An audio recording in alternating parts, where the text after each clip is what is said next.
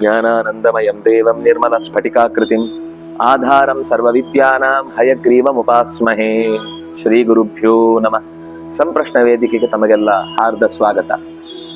ಅನೇಕ ಪ್ರಶ್ನೆಗಳಿಗೆ ಈ ವೇದಿಕೆಯಲ್ಲಿ ಉತ್ತರ ಕಂಡುಕೊಳ್ಳುವ ಪ್ರಯತ್ನ. ಈ ಬಾರಿಯ ಪ್ರಶ್ನೆ ಗೀತೆಯನ್ನೇ ಕುರಿತಾಗಿ ಕೊನೆಯ ಅಧ್ಯಾಯದಲ್ಲಿ ಅರ್ಜುನ ಮತ್ತು ಕೃಷ್ಣನ ಈ ಸಂವಾದದ ನಡುವೆ ಕೃಷ್ಣ ಅರ್ಜುನನನ್ನು ಸಂತೈಸುವ ಕಾಲದಲ್ಲಿ ಆರಂಭದಲ್ಲಿ ಈಶ್ವರ ಸರ್ವಭೂತಾನಾಂ ಹೃದ್ದೇಶೇರ್ಜುನ ತಿಷ್ಠತಿ ಭ್ರಾಮಯನ್ ಸರ್ವಭೂತಾನಿ ಯಂತ್ರಾರೂಢಾನಿ ಮಾಯಯ ಅಂತ ಮೊದಲ ಶ್ಲೋಕದಲ್ಲಿ ಎಲ್ಲ ಜೀವಿಗಳ ಒಳಗೆ ನಿಂತವನು ಭಗವಂತ. ಅವನು ಇಡೀ ಜಗತ್ತನ್ನು ಯಂತ್ರದಂತೆ ತನ್ನ ಇಚ್ಛೆಯ ಅಡಿಯಲ್ಲಿ ಸುತ್ತಿಸ್ತಾನೆ ಅಂತ ಬಂತು.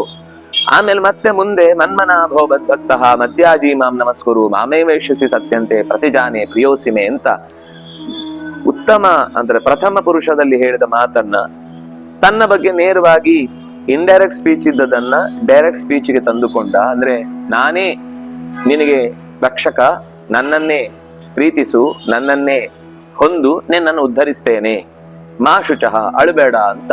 ಹೀಗೆ ಎರಡು ಮುಖಗಳಲ್ಲಿ ಮೊದಲು ದೇವರು ಅವನೇ ದೇವರು ರಕ್ಷಿಸ್ತಾನೆ ಅಂತ ಹೇಳಿ ಆ ದೇವರು ನಾನೇ ಅಂತ ಮತ್ತೆ ನಾನು ರಕ್ಷಿಸ್ತೇನೆ ಅಂತ ಹೀಗೊಂದು ಮಾತಿನಲ್ಲಿ ಪುರುಷಗಳ ವ್ಯತ್ಯಾಸ ಅಂತಂದ್ರೆ ಇದು ಶಾಸ್ತ್ರೀಯದ ಪುರುಷಗಳು, ಅವನೇ ಎರಡು ಕಡೆ ಇರುವುದು. ಅಲ್ಲಿ ಇಂಡೈರೆಕ್ಟ್ ಆಗಿ ಹೇಳಿದ್ದನ್ನ ಇಲ್ಲಿ ಡೈರೆಕ್ಟ್ ಆಗಿ ಇದ್ದಕ್ಕಿದ್ದಂತೆ ಬದಲಾಯಿಸಿದ್ದು ಯಾಕೆ ಅಂತ ಪ್ರಶ್ನೆ. ಮುಖ್ಯವಾಗಿ ಅದು ಶಾಸ್ತ್ರದಲ್ಲಿ ಒಂದು ಕ್ರಮ.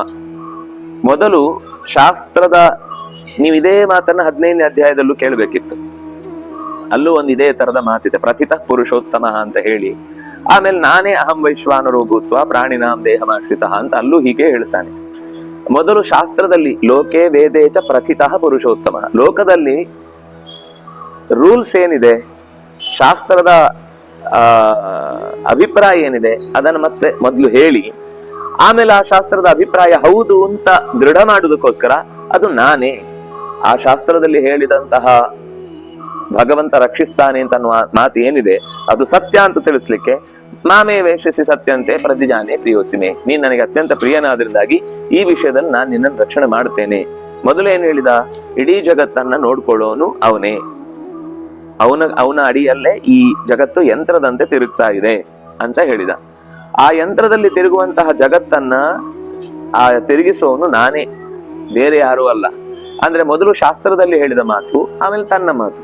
ಈಗ ನಾವು ಕೂಡ ಯಾವ್ದಾದ್ರು ಒಂದು ವಿಷಯವನ್ನ ಮಾತಾಡುವಾಗ ಮೊದಲು ಒಂದಿಷ್ಟು ಪುಸ್ತಕದಲ್ಲಿ ಏನ್ ಬಂದಿದೆ ಅನ್ನೋದನ್ನ ಹೇಳ್ತೇವೆ. ಆಮೇಲೆ ಅವನಾಗ್ಲಿ ಇನ್ನು ಹಿಂಗೆ ಕ್ವಶನ್ ಮಾರ್ಕ್ ಅಲ್ಲಿ ಇದ್ದಾಗ ಹೇಳ್ತೇನೆ, ನೋಡು ಅದು ನಮ್ಗೂ ಅನುಭವಕ್ಕೆ ಬರುತ್ತೆ, ನಾನು ಅಂತದ್ದೇ ಒಂದು ಪ್ರಸಂಗದಲ್ಲಿ ನೋಡಿದ್ದೆ, ಏನಾಯ್ತು ಅಂತ ಮತ್ತೆ ನಾನೇ ಅನುಭವಿಸಿದ ಘಟನೆಯನ್ನು ಹೇಳಿದಾಗ ಆಗ ಹಿಂದೆ ಹೇಳಿದ ಆ ಮಾತುಗಳು ಶಾಸ್ತ್ರಕ್ಕೆ ಸಂವಾದಿಯಾಗಿ ನನ್ನ ಮಾತು ಬಂತು. ಆದ್ರಿಂದ ನಾನು ಹೆಚ್ಚು ಅದರಲ್ಲಿ ಆಸಕ್ತಿ ತೋರಿಸ್ತೇನೆ. ಮತ್ತೆ ಇನ್ನೊಂದು ಸ್ಟೈಲ್ ಏನು ಅಂದ್ರೆ ಅದು ಈ ಯುದ್ಧದಲ್ಲೆಲ್ಲ ಈಗ ನಿನ್ನೊಟ್ಟಿಗೆ ಯುದ್ಧ ಮಾಡ್ತಾ ಇರೋದು ಭೀಮ, ನೆನ್ಪಿರ್ಲಿ ಅಂತ ಭೀಮನೇ ಹೇಳ್ತಿರ್ತಾನೆ. ನೀನು ಯುದ್ಧ ಮಾಡ್ತಾ ಇರೋದು ಈಗ ಭೀಮನಲ್ಲಿ ಅಂತ ಇಂಡೈರೆಕ್ಟ್ ಆಗಿ ಹೇಳ್ತಾನೆ. ಆಮೇಲೆ ಮತ್ತೆ ನೀನು ನನ್ನನ್ನ ಶಿಷ್ಯ ಅಲ್ಲ ಅಂತ ನೀನು ನಿರ್ಧಾರ ಮಾಡ್ತೀಂತಾದ್ರೆ ನಾನು ಹೇಗೆ ನೀನೊಟ್ಟಿಗೆ ಯುದ್ಧ ಮಾಡ್ಬೇಕು ಅಂತ ಗೊತ್ತಿದೆ ಅಂತ ಹೇಳಿ ರಥ ತೆಗೆದು ಎಸಿತಾನೆ. ಅಂದ್ರೆ ಇದು ಮೊದಲು ಹೇಳೋದು ಅದೊಂದು ಪ್ರತಿಷ್ಠೆ ಮಾಡುದು, ಒಂದು ವಿಷಯವನ್ನ ಪ್ರತಿಷ್ಠೆ ಮಾಡಿ ಅದಕ್ಕೆ ಪ್ರತಿಕ್ರಿಯೆ ಸರಿ ನೀರಸವಾಗಿತ್ತು ಅಂದ್ರೆ ಆ ಪ್ರತಿಷ್ಠೆಯನ್ನ ಗಟ್ಟಿ ಮಾಡ್ಬೇಕಲ್ಲ, ಅದಕ್ಕೆ ತಾನೇ ನೇರವಾಗಿ ಆ ಕಣಕ್ಕೆ ಆ ಕಾರ್ಯಕ್ಕೆ ಇಳಿಯುವುದು. ಹಾಗೆಯೇ ಭಗವಂತ ಮೊದಲು ಶಾಸ್ತ್ರದಲ್ಲಿ ಹೇಳಿದ ವಿಷಯವನ್ನ ಪ್ರಸ್ತಾವ ಮಾಡಿ ಹಾಗೆ ಎಲ್ಲರನ್ನ ರಕ್ಷಿಸುವವನಲ್ಲಿ ಶರಣಾಗಬೇಕು ಅಂದಾಗ ಹಾಗೆ ರಕ್ಷಿಸುವವನು ನಾನೇ, ನನ್ನಲ್ಲಿ ಮದ್ಭಕ್ತಃ ಭವ ಮಧ್ಯಾಜಿ ಭವ ಮಾಂ ನಮಸ್ಕುರು ಇತ್ಯಾದಿ ಮಾತುಗಳಿಂದ ತನ್ನನ್ನೇ ದೃಢ ಮಾಡಿ ಅದು ನಾನೇ ಅಂತ ನಿರೂಪಿಸ್ತಾನೆ. ಇದು ಶಾಸ್ತ್ರದಲ್ಲಿ ತುಂಬಾ ಕಡೆ ಬರುತ್ತೆ, ಇಲ್ಲಿ ಮಾತ್ರ ಅಲ್ಲ. ಹೀಗೆ ನೀವು ಹಲವು ಸಂವಾದಗಳಲ್ಲಿ ನೋಡ್ತೇವೆ. ನಾವು ಕೂಡ ಮಾತಾಡುವಾಗ ಅಂತ ಸಂವಾದಗಳನ್ನ ಇಂಡೈರೆಕ್ಟ್ ಸ್ಪೀಚ್ ಡೈರೆಕ್ಟ್ ಸ್ಪೀಚ್ ಮಾಡುವುದಿದೆ. ಅಂದ್ರೆ ಅದು ತಾಕತ್ತಿನಿಂದ ಬರ್ಬೇಕು. ಸುಮ್ನೆ ಹೊಗಳ್ಕೊಳ್ಳೋದು ತರ ಬಂದ್ರೆ ಸ್ವಾರಸ್ಯ ಇರುವುದಿಲ್ಲ. ಅವನಿಗೆ ಆ ಮಾತಿನಲ್ಲಿ ಭರವಸೆ ಇರಬೇಕು. ನಾನ್ ಹೇಳಿದೆ ಅಂತಂದ್ಮೇಲೆ ಅದು ಆಗ್ಲೇಬೇಕು, ಇದು ಒಂದು ಡೈಲಾಗ್. ತನ್ನ ಹೆಸರು ಹೇಳಿ ಇದು ಹೇಳಿದ್ಮೇಲೆ ಮತ್ತೆ ಯಾರು ಮಾತಾಡಲು ಬೇಕಾದ್ರೆ ಚೆಕ್ ಮಾಡ್ಕೊಂಡ. ಯಾರೊಬ್ಬ ಲಾಯರ್, ಅವನು ಯಾವ್ದೋ ಒಂದು ಕೇಸ್ ಗೆಲ್ಬೇಕಿರುತ್ತೆ, ಅವನ ಹತ್ರ ಬಂದು ಕೇಳ್ತಾರೆ. ಆಗ ಅವನ ಹೆಸರು ಹೇಳ್ಕೊಳ್ಳೋದು, ಇಂಥ ವ್ಯಕ್ತಿ ಲಾಯರು ಹೇಳಿದ್ದಾನೆ ಅಂತ ಅಂದಲ್ಲಿ ನೀವು ಯಾರ ಹತ್ರ ಬೇಕಾದ್ರೂ ಪೀನಲ್ ಕೋಡ್ ಅಲ್ಲಿ ಏನಾದ್ರೂ ಚೇಂಜಸ್ ಇದ್ರೆ ಕೇಳಿ ಅಂತ ಹೇಳ್ತಾನೆ. ಅವರಿಗೆ ಭಾರಿ ಅದೊಂದು ಭಾರವಾದ ಮಾತು ಅಂತ ಅನ್ಸುತ್ತೆ. ನಾನು ಅವತ್ತೇ ಹೇಳಿದ್ದೇನೆ, ಇವತ್ತು ಅದನ್ನೇ ಹೇಳ್ತೇನೆ, ನಾಳೆನೂ ಅದನ್ನೇ ಹೇಳ್ತೇನೆ, ಮತ್ತೆ ತಾನು ಅಂತಾನೆ ಅದನ್ನೇ.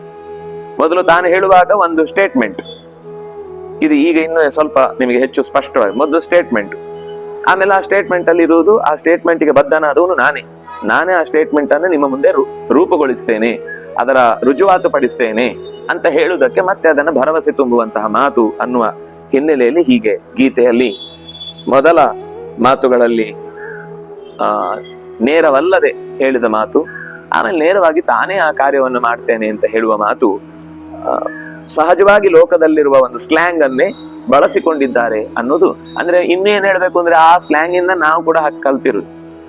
ನಾವು ಮಾಡೋ ಶೈಲಿಯನ್ನ ಅವರು ಬಳಸಿಕೊಂಡದಲ್ಲ, ಅವರ ಶೈಲಿಯನ್ನು ನಾವು ಕೂಡ ಹಾಗೆ ಲೋಕದಲ್ಲಿ ಬಳಸಿಕೊಳ್ತೇವೆ ಅಂತ ಹೀಗೆ ಇಷ್ಟು ಉತ್ತರ ಇದಕ್ಕೆ ಸಂಗ್ರಹಿಸಬಹುದು ಅಂತ ಹೇಳ್ತಾ, ಇನ್ನಷ್ಟು ಇಂತಹ ಜಿಜ್ಞಾಸೆಗಳು ಪ್ರಶ್ನೆಗಳಿದ್ದಲ್ಲಿ ತಾವು ನಿಮ್ಮ ಸಂದೇಹಗಳನ್ನ ಅಥವಾ ಪ್ರಶ್ನೆಗಳನ್ನ ಕಮೆಂಟ್ ಬಾಕ್ಸ್ ಅಲ್ಲಿ ತುಂಬಿಸಿ, ನಾವು ಕೂಡ ಉತ್ತರವನ್ನು ತುಂಬಿಸುವ ಪ್ರಯತ್ನವನ್ನ ಮಾಧ್ಯಮದ ಮೂಲಕ ಮಾಡುವ ಪ್ರಯತ್ನ ಮಾಡ್ತೇವೆ. ನಮಸ್ಕಾರ.